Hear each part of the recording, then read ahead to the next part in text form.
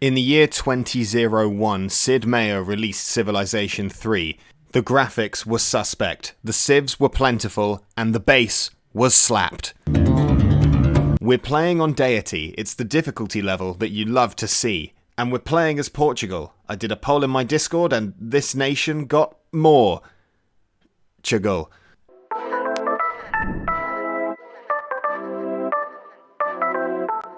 In the beginning, approximately 6,000 years ago, there was nothing. Then Prince Henry of Portugal founded the city of Nandos, and he saw that it was atrevido. The people of Portugal immediately began constructing a which, as I understand, is a type of boat. Henry's scientific advisor suggested learning about bronze, to which Henry responded, "No, we the Portuguese will learn the warrior code and study the blade." He had not considered what said blades would be made out of. Soon Henry's scouts encountered another nation who liked to wear blue. It was the Mayans. They were impressed with the Portuguese culture, so impressed that it made them annoyed. Henry summoned his foreign advisor and demanded to know everything they could tell him about the Mayans. Actually, no, that's a bit much, never mind.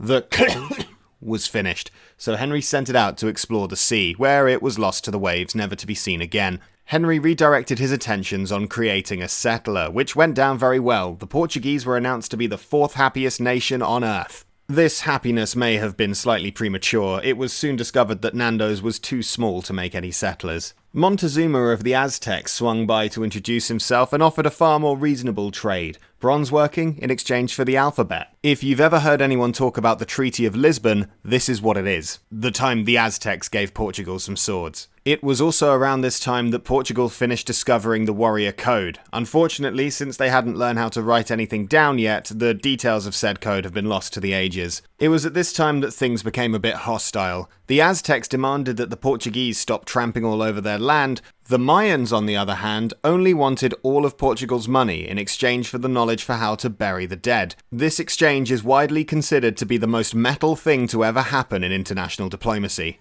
Some knowledge of burial rites would have been handy too, as the Portuguese army was being slaughtered by barbarians. Some nobody called Herodotus declared that Portugal was the smallest nation on Earth. Riddle me this, you nerd. If we're so forgotten, how come all these barbarians are swinging by to kill and capture our people? Seemingly unaware of the ongoing barbarian problem, the Mayans and Aztecs declared war on each other. When Montezuma came crying to Henry asking for gold, Henry refused, which prompted the Aztecs to declare war on Portugal as well. The Mayans sent their army to forcibly remove Portugal's gold from the city of Nandos. In a moment that Prince Henry described as being really cool, one unit of archers fought off pretty much the entire Mayan army. Prince Henry wrote an open letter to the other leaders of the world. "Dear fellow leaders, while you remind me of mild peri-peri sauce, I myself am the extra hot. You cannot handle my spice, and the boys will never converge in your lands." The following day, the city of Nandos was captured. Have you ever heard the popular put-down, "consider your lawn mowed"? Well, I hadn't either, but apparently all the leaders of the ancient world were big fans. In a parallel universe, the sun was shining on the new Portuguese city of Ronaldo. This time, things would be different. Prince Henry had struck a deal with Suede CivIII, a YouTuber who shows up when you type Civ III in the search bar. On Deity difficulty, you can actually still pop settlers, cities, and technologies from huts. So I'd recommend you build 2 scouts immediately. I'd recommend you research writing at 20% science. That way you get the writing in 50 turns, and you still save a bunch of gold, which you can use for tech trading later on. Thank you, Suede. This is very good advice. Now, can you please tell me how to move diagonally? Never mind, I figured it out. In Civ III, I'd recommend you place your cities 3 to 4 tiles apart.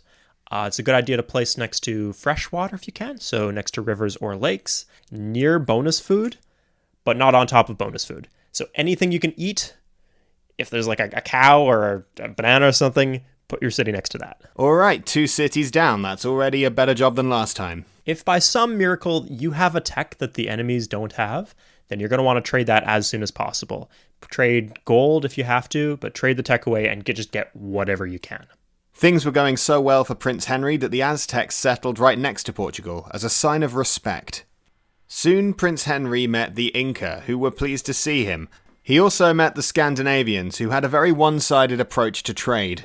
Soon began a golden age for Portugal. More cities were founded, the navy discovered they could sail directly across solid land, and some scouts discovered barbarians and died from fright. Despite all these positive developments, the people of Ronaldo were unhappy. "This must be serious," remarked Prince Henry. "The people of Ronaldo would never feign distress or injury." To make people happier, Henry founded the city of Nelly Furtado, a beacon of hope for the Portuguese citizens who didn't know where their home or soul were. Meanwhile, at sea, the Portuguese navy attempted to veer past a pirate fleet. Unfortunately, much like me for most of 2020, that didn't work. Hiawatha swung by and offered to teach Portugal how to bury their dead in exchange for money.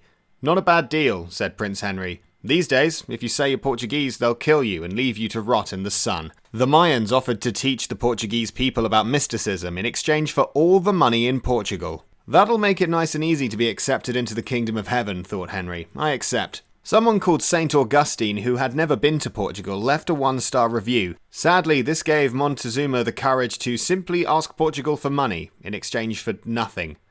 Suede, can I have a hand with this? On this difficulty level, if the AI tries to extort you, like they ask for something from you and they're offering nothing in return, you just give it to them. I don't care if they're asking for your firstborn son. You say, "Yes, you can have him, and thank you for asking."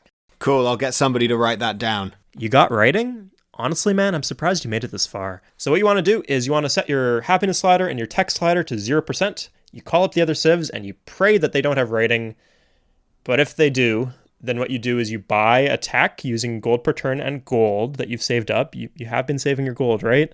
You use that gold and you buy philosophy or code of law or literature, and then you sell that tech or trade that tech in exchange for everything. Since we don't have any money left and all the other civs have more text than us, I guess we're doing this one alone. Henry set his scientists to work discovering philosophy, which they did. Alright, now that we know that existence is meaningless, let's write some stories to keep people distracted. The Inca were annoyed because there were Portuguese scouts on their land. "Sorry boys, it's over, you had a good run." Other civilizations were now moving into the lands to the north of Portugal, and the Portuguese were continuing to be exploited and extorted by everyone. Then, in 1025 BC, the Horde arrived. I'm going to continue talking so that you can see quite how big this Horde is. It's still going, I'm still talking, and yeah, there's a lot of them. I also sped this footage up. Henry really didn't want his settler to die, so he ordered them to just found a city right where they were standing. And so it was that the city of Desperado came into being. It was immediately besieged by the horsemen, but in a moment of heroism, one unit of Portuguese spearmen held off the entire horde. This was indeed a cause for celebration. Henry celebrated by upgrading his palace as the horde moved on to hang out near the city of Miami. In further celebration, Henry founded the city of Nelly Furtados. For one glorious moment, almost every city in Portugal was building a library. Then, something amazing happened.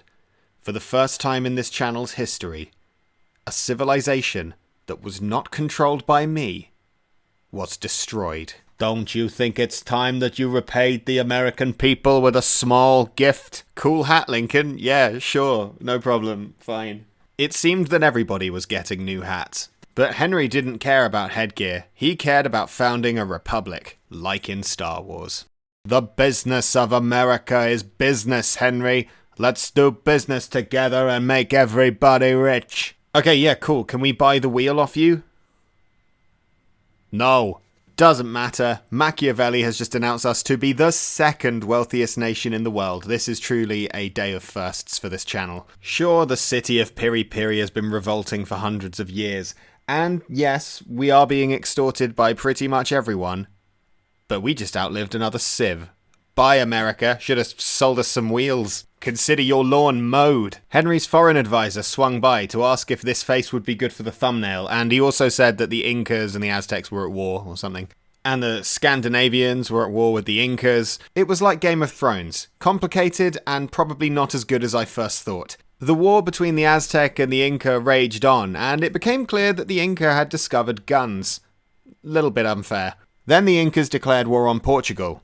Extremely unfair. They captured Piri Piri, but joke's on them, that city's been revolting for 300 years. Good luck. Don't panic, said Prince Henry. I know what to do. We're going to rethink our entire system of government. And if that doesn't work, I'll slaughter all my own people before you get a chance. And if that doesn't work, I'll declare war on everybody else. If I'm gonna get defeated, I'm gonna get defeated by everyone. Okay? Let's go!